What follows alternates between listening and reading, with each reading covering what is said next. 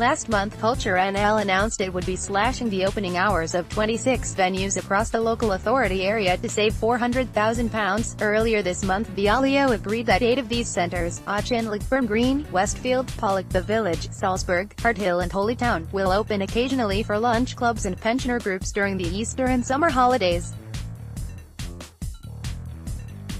At last week's full council meeting, Kilsyth councillor Mark Kerr submitted a motion calling for a complete reversal of this decision. He said, "This cut will strike at the heart of our communities.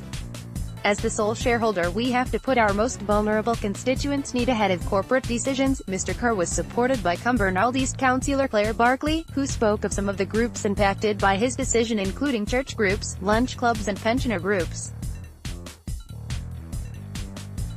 The SNP motion was opposed with an amendment from the minority Labour administration, which stated, "As a result of continued local government funding cuts by the Scottish Government, CultureNL took the hard decision to reduce 26 centre to term time opening, whilst being sympathetic to those community groups affected by arranging alternative accommodation." Frank McNally, who convenes the council's Education, Youth and Communities committees, added, "This council receives 85% of its budget from central government, and over the last decade, that budget has been cut by £200 million.